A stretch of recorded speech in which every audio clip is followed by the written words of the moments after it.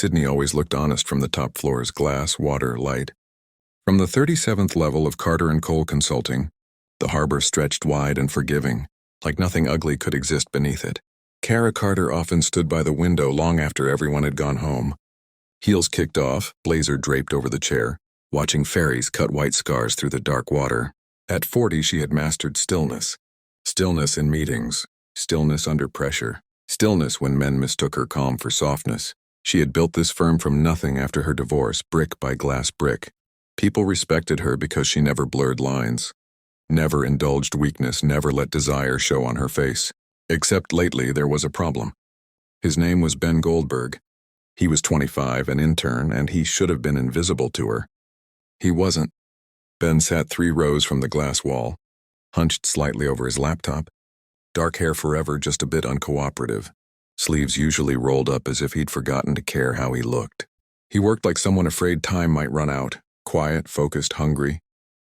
When he spoke in meetings, it was rare, but when he did, people listened. Cara noticed everything about him. The way he paused before answering questions. The way he watched people before deciding who they really were. The way his jaw tightened when someone dismissed him too quickly. She told herself it was mentorship, talent recognition, leadership instinct. She did not tell herself the truth, that she liked the way his presence unsettled her. Ben Goldberg, for his part, thought his boss was untouchable. Cara Carter moved through the office like gravity, measured steps, tailored dresses, silver streaks threading through dark hair she never tried to hide. She didn't flirt. She didn't linger. When she looked at you, it felt like being assessed by someone who already knew the answer. Ben admired her in the way you admire a storm from indoors. He never imagined she noticed him. Friday night arrived the way Fridays always did, with relief and recklessness. Ben was at a pub near Darling Harbor with a group of other interns and junior associates. The table loud with laughter. Beer bottles sweating onto scarred wood. Someone put money on the table. Someone else put ego next to it. "All right," one of his mates said, leaning back. "Truth or dare?" Ben groaned. "I'm too old for this." "You're 25, another laughed. "Relax." "Dare," Ben said, already regretting it. They huddled like conspirators. Grins spread. Phones came out. "Easy," his friend said finally. "You go into the office on Monday. You kiss Cara Carter." The table exploded. Ben stared. "No." $500, someone added casually, slapping cash down. The laughter sharpened. "Not a peck on the cheek," another said. "A real kiss." Ben's stomach flipped. "You're idiots." But the money stayed on the table. And beneath the noise, something else stirred, something dangerous and quiet. He didn't want to kiss her. He wanted to know what it would feel like if she kissed him back. Monday came too fast. Ben barely slept. He told himself he wouldn't do it. He told himself he was not a fool, not reckless, not about to destroy his career for a dare. But the idea followed him into the office, into the lift, into the way his heart jumped when Cara's voice carried across the floor. "Ben, my office. When you're free." His pulse spiked. Her office was a clean, minimalist space, soft lighting, a single abstract painting, a desk that faced the window instead of the door, power without excess. She gestured for him to sit. "Your analysis on the McKinnon account," she said. It was sharp. "Thank you," he said automatically. She studied him for a second longer than necessary. "You look tired." "Late night," he replied. "Ambition does that," she said. A pause. "So does indecision." He looked up, startled. Her gaze didn't waver. Something unspoken passed between them, thin as a wire, tight as a held breath. "Anything else?" he asked. She hesitated. "Just a fraction." Enough that he noticed. "No," she said. "That's all." But as he stood to leave, she added, "Stay back tonight. I want to go over projections without interruptions." "Yes, Cara?" She flinched, just slightly at her own name on his lips. The office emptied as the sun fell. Lights clicked off floor by floor. Sydney glowed beyond the glass. Ben stayed. Cara stayed. They worked. Spoke about numbers, strategy, futures, normal things, safe things. Until silence grew heavy. Ben stood by the window now, hands in his pockets, watching the city. His heart pounded so loudly he was sure she could hear it. "Cara," he said before he could stop himself. She looked up. "Yes?" He turned. This was madness. This was career suicide. This was a line you didn't just cross, you burned it behind you. But something in her eyes, tired, curious, lonely, made him brave or stupid. I need to do something, he said quietly. She didn't move. Ben! He stepped closer, close enough to smell her perfume, close enough to see the faint crease at the corner of her mouth where she smiled too rarely. This isn't appropriate, she said, but her voice lacked command. I know. Then stop. He didn't. The kiss was not rushed, not aggressive. It was a question, soft, trembling, uncertain. For half a second, Cara froze. Then she didn't pull away. Her hand came up, resting lightly against his chest. Not pushing. Not pulling. Just there. The world narrowed to breath and heat and the terrible knowledge that this was real. Then she stepped back sharply. Go, she said, breath uneven. Leave now. Ben obeyed. He didn't look back. Cara stood alone in her office long after the door closed. Her reflection stared back at her from the glass, composed, successful, shaken. She had crossed a line. And worse, she hadn't regretted it. Ben didn't take the lift down. He took the stairs, 37 floors of concrete and echoing footsteps, his pulse hammering harder with every level. By the time he reached the lobby, his hands were shaking. He had kissed his boss, not brushed, not stumbled. He had chosen it. The $500 didn't even cross his mind anymore. Outside, Sydney's night air hit him like a slap salt. Exhaust, life going on as if he hadn't just detonated his future. He leaned against the building's glass facade and laughed once, breathless and disbelieving. What have I done? Cara Carter didn't sleep. She went home, poured a glass of wine she didn't want, and stood barefoot on her balcony overlooking the water. The city lights shimmered, mocking her composure. She replayed the moment again and again. The hesitation, the warmth, the way his hand hadn't touched her but his presence had. She had spent years building rules around herself like armor. Don't date employees. Don't mix power with intimacy. Don't indulge loneliness. And yet, when Ben Goldberg kissed her, her first instinct hadn't been anger. It had been recognition. That terrified her more than desire ever could. Tuesday morning was brutal. Ben arrived early, hoping to disappear into his desk. The office felt different now. Smaller, sharper. Every sound amplified. He couldn't look at Cara's office without feeling the phantom heat of her breath.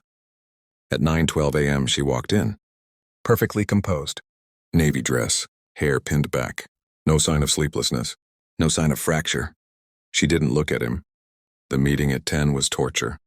Ben sat across the table from her, notebook open, pen steady by sheer force of will. Cara led the discussion flawlessly, her voice calm, authoritative, untouchable. If he hadn't felt her lips on his, he would have believed nothing had happened. Then her eyes flicked to his. Just once. Not longing. Not invitation. Warning. She called him into her office after lunch. The door closed softly behind him. Sit, she said. He did. For a long moment, she said nothing. She stood by the window instead, arms crossed, gaze fixed on the harbor. What happened last night, she said finally, cannot happen again. His throat tightened. I know. It was a lapse in judgment. On both sides. Yes. She turned to face him. You are an intern. I am your employer. The imbalance alone makes it unacceptable. He met her eyes. I didn't do it for leverage. Or advantage. I know, she said quietly. That admission surprised them both. Silence stretched. You'll be reassigned, she continued. Different reporting line. Minimal interaction with me. Something in his chest sank. He nodded. That's fair. She hesitated, just a fraction too long for a woman known for decisiveness. Ben, she said, lowering her voice, what you did, it complicates things. I'm sorry, he said, and meant it in a way that had nothing to do with fear. Her jaw tightened. So am I. She dismissed him. He left feeling like he'd been erased. The reassignment didn't make things easier. If anything, it sharpened the ache. Ben threw himself into work, staying late, outperforming expectations, proving mostly to himself that he wasn't just a foolish intern chasing fantasy. Cara watched from a distance. She told herself she was relieved. That professionalism had been restored. That control had returned. But control, she discovered, was quieter when it was gone. She noticed him everywhere. In meetings, speaking with more confidence. Laughing with colleagues, easier now. No longer looking at her, at least not openly. The lack of his attention unsettled her more than his daring ever had. 2 weeks later, a storm hit Sydney. Rain lashed the windows. Thunder rattled the building. Most employees left early. Cara stayed. So did Ben. When the power flickered, he found himself outside her office without remembering how he got there. She looked up as he knocked. "Ben?" "The storm," he said awkwardly.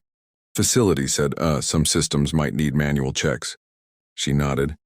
"Come in." The tension rushed back like it had never left. They stood too close. The air felt charged, heavy with everything unsaid. "This was a mistake," she said suddenly. He didn't pretend not to understand. "The kiss?" "Yes." "But you don't regret it," he said softly. She looked at him, really looked. And for the first time since that night, she didn't deny it. "That's the problem," she said. Thunder cracked. She stepped back as if distance might save her. "We can't afford another one." Ben's voice was steady, even if his heart wasn't. "Then don't make it about rules. Make it about choice." Her breath caught. "That's exactly what frightens me," she said. For a moment it seemed like she might close the distance again. Instead, she opened the door. "Go home, Ben." He did. But this time, neither of them believed it was over. Mia Franklin joined the firm on a Monday. She was 21, fresh out of university, bright-eyed in a way that hadn't yet learned caution. She wore confidence like it was natural. Easy smiles, quick laughter, no hesitation when she spoke. People noticed her immediately. Ben noticed her when she asked a smart question in the onboarding meeting. Cara noticed her when Ben answered it. Mia was assigned to Ben's team for mentorship. Logical choice, he was performing well, respected by peers, and young enough to seem approachable. Cara approved the assignment without comment. She regretted it by Wednesday. Mia admired Ben openly, not dramatically, not foolishly, just clearly. She leaned over his desk to ask questions that could have been emails. She laughed at his dry humor. She asked him to grab coffee as a thank you for helping her understand a model. Ben told himself it meant nothing. He didn't flirt. He didn't touch. But he didn't shut it down either. Because somewhere deep inside he believed Cara had already shut him down. From Cara's office the view was merciless. She watched Mia walk beside Ben, animated, hopeful, young in a way that didn't carry the weight of consequence. She watched Ben smile, small, polite, but real. The sight twisted something in her chest. This is good, she told herself.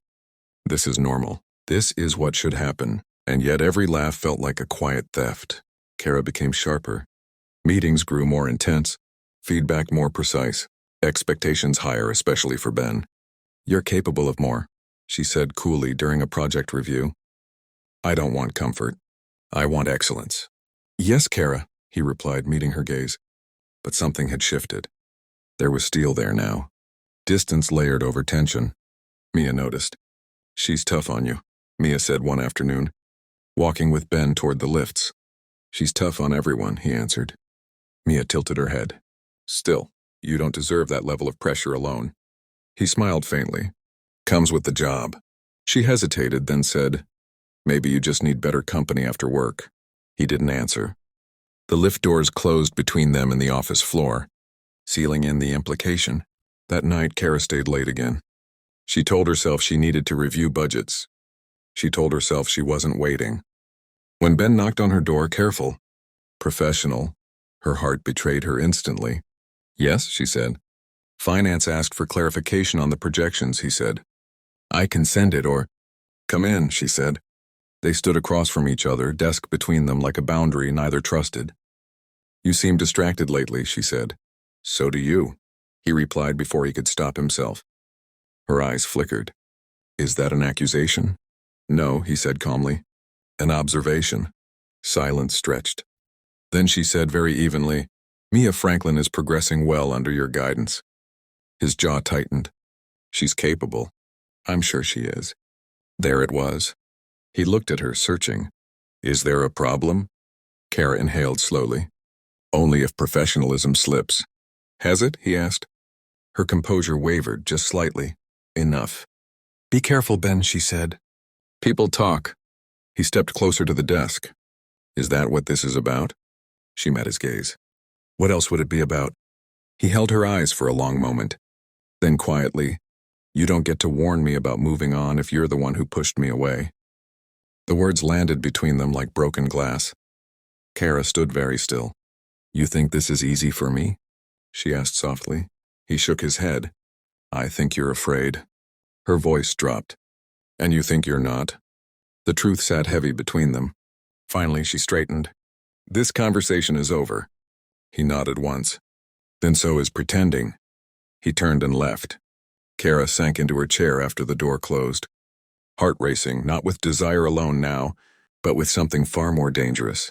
Jealousy, not of Mia's attention, but of Mia's freedom. Across the office, Mia watched Ben return to his desk, tension written into his shoulders. She smiled anyway, because she didn't know the rules, and she wasn't afraid to break them. "Mia asked me out," he said without preamble. Cara's face didn't change. Her chest did. "And?" she asked. "I didn't say yes," he continued. "But I didn't say no either." Her eyes sharpened. "Why are you telling me this?" "Because I'm tired of guessing what you want," he said. "And I won't be someone's maybe." She exhaled slowly. "You think I'm standing in your way." "I think you already did," he said quietly. She turned away, gripping the table edge. "You don't understand the consequences for me, and you don't understand what it's like to be chosen only in private," he replied.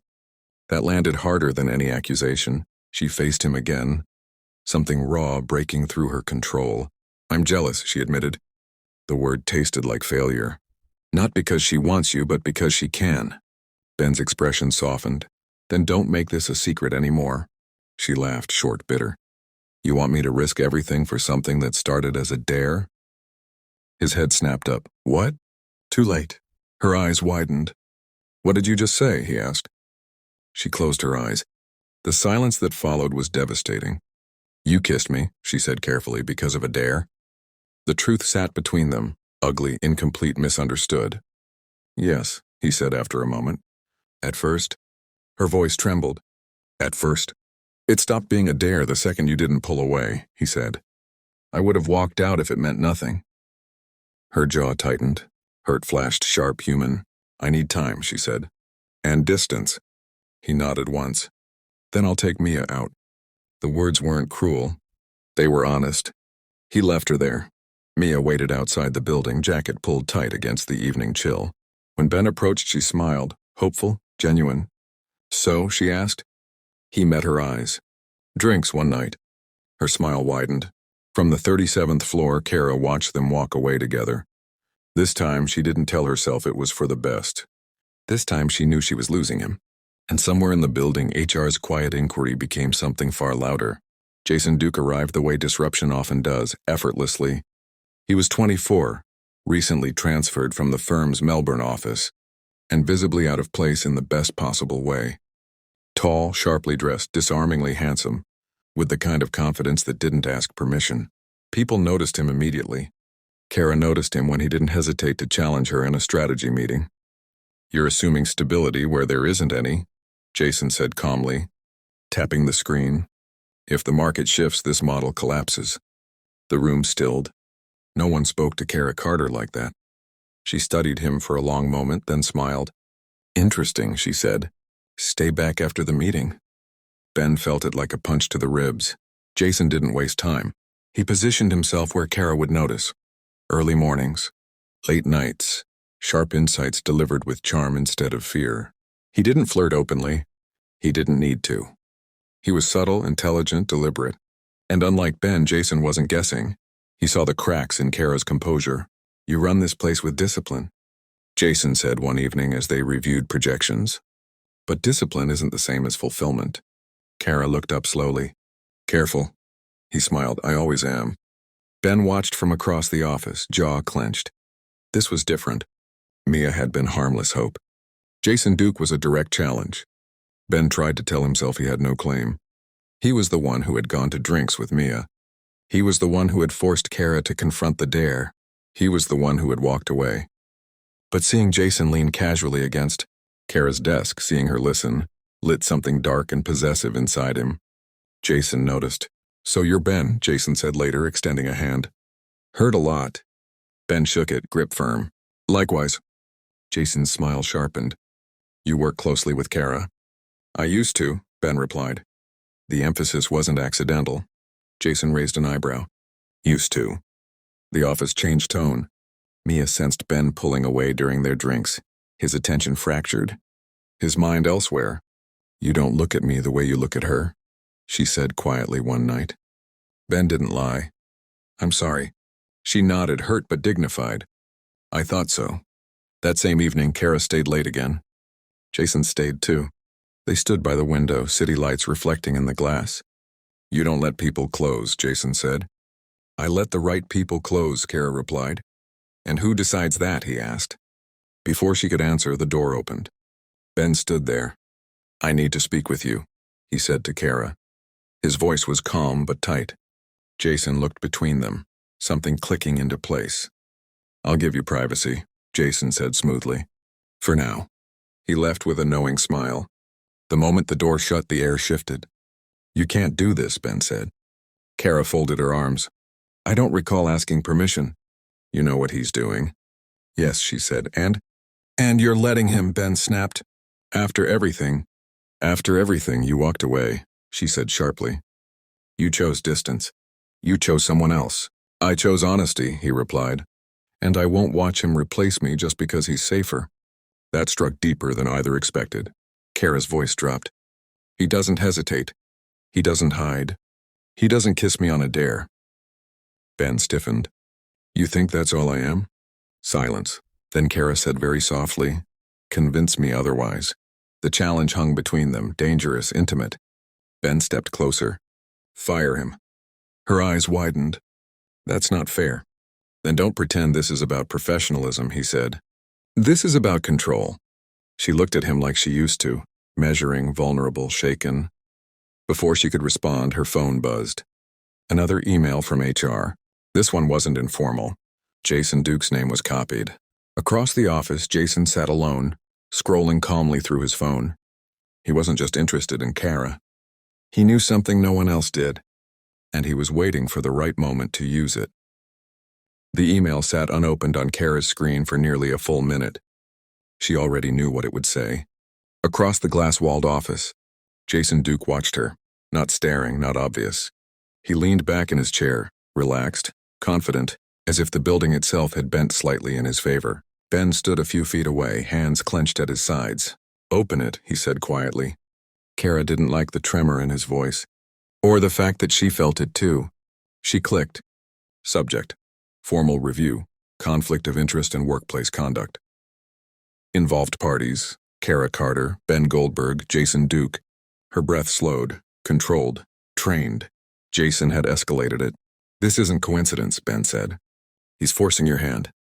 Cara closed the laptop. Jason didn't file this to protect policy. No, Ben replied. He filed it to win. HR moved faster once formality replaced curiosity. Interviews were scheduled. Emails archived. Access logs reviewed. Every late night, every closed door, every reassignment suddenly mattered. Mia was interviewed too. She told the truth carefully. Ben had never crossed a line with her. He had been distant, preoccupied, honest enough to hurt. Her disappointment didn't become accusation. Jason's interview was polished. He expressed concern. He praised Cara's leadership. He framed Ben as emotionally compromised. He never lied. He didn't have to. Cara confronted Jason that evening. Her office was dark except for the city glow, the kind of lighting that stripped people down to intention. You planned this, she said. Jason smiled faintly. I anticipated it. You knew about Ben, she said. I suspected, he corrected. Then I confirmed. How? His eyes flicked to the desk. People talk. Interns drink. Dares have a way of resurfacing. Her blood ran cold. You're using that against me. I'm offering you an alternative, he said calmly. Stability, alignment, no secrets. She stepped closer. And if I refuse? Jason met her gaze. Then HR decides what your legacy looks like. For the first time in years, Cara Carter felt cornered. Ben didn't wait for an invitation. He walked into Jason's office the next morning and closed the door behind him. You don't want her, Ben said flatly. Jason leaned back unbothered.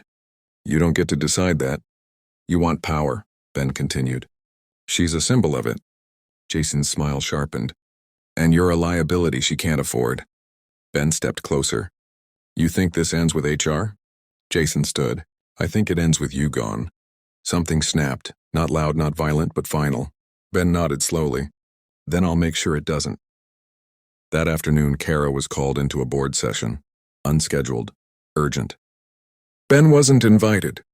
Jason was. Cara sat at the long table, hands folded, listening as policy language wrapped itself around her life's work. Then Ben walked in. Uninvited, unannounced. I take responsibility, he said, voice steady. For the kiss. For crossing the line. For everything after. Cara turned sharply. Ben, I'm resigning, he continued. Effective immediately.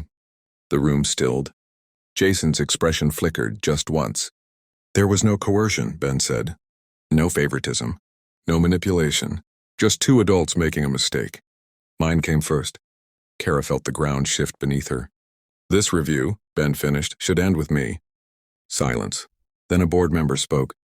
We'll deliberate. Ben looked at Cara. Not pleading. Not asking. Choosing.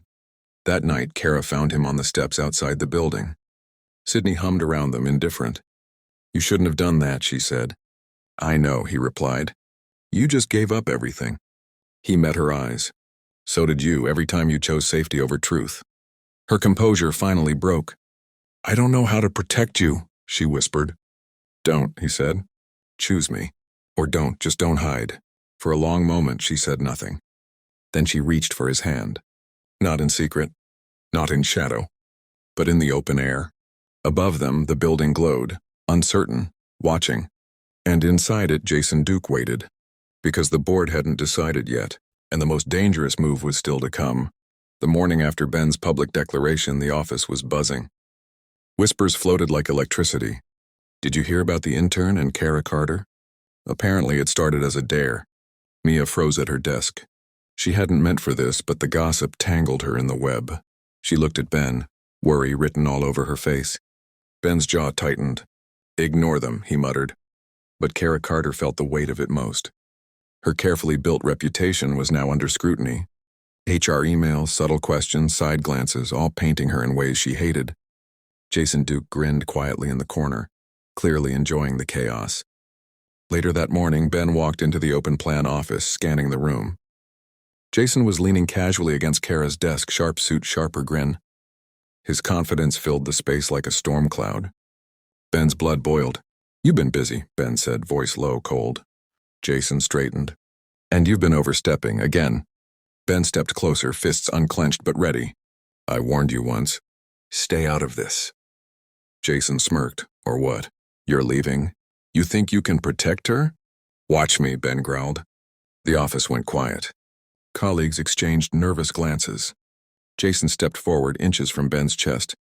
You think a kiss from a dare gives you claim? Jason hissed. You're nothing compared to me. Try me, Ben shot back. Touch her reputation or touch her name again and you'll regret it. Jason's hand twitched toward his desk, but Ben's glare froze him. For a moment, the air crackled, electric tension threatening to explode.